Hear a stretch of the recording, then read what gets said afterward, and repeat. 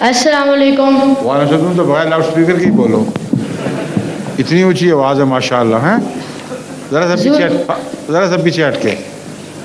हाँ ठीक है। हजूर, मेरा नाम फातिमा पाल है और मजलिस क्रोस करो है। मैं आपसे एक सवाल करना चाहता था। घुमाइए। जब हम हज करते हैं तो हम क्या करते हैं? हज। अभी ख्याल आया तुम्हें इसके सवाल पर? नहीं, जब हम जाते हैं सऊदी अरब में। नहीं, सुन तो लो। अभी इसने हज का सवाल किया था ना बच्चे ने। हाँ जी। तो उसको सुनकर तुम्हें ख्याल आया इसका? नहीं, पहले ही था। हाँ जी। तो दो हाजी इकट्ठे बैठे हुए हो। मैंने उसको ये बताया था, उसको पता नहीं।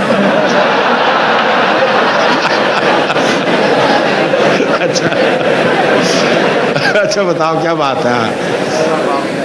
जब हम हज करते हैं तो सफ़ेद कपड़े डाल के क्यों हज करते हैं?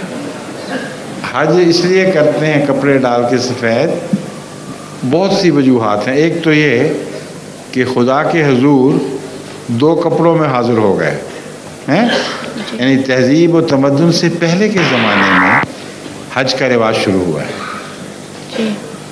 और ये यादगार है उस ज़माने की जबकि खुदा ने खाना काबा के गिर्द इंसानों को घूमना सिखाया था जी। और उस ज़माने में सिलाई नहीं होती थी, ना मशीन थी, ना सुई धागा था।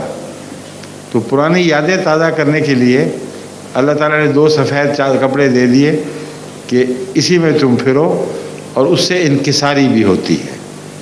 खुदा के हुजूर झुकने का एक तरीक़ा भी है। दूसरे एक और बात इसमें यह है कि जब इंसान मरता है तो सिले हुए कपड़ों में नहीं जाता, दो चादरों में लपेट के भेजा जाता है। तो मुराद ये है कि दुनिया के लिहाज से तुम मर गए, तुमने गोया कफन पहन लिया है, अल्लाह के हुजूर नई ज़िंदगी पाओगे। तो इन निशानात में बहुत सी हिकमत की बातें हैं।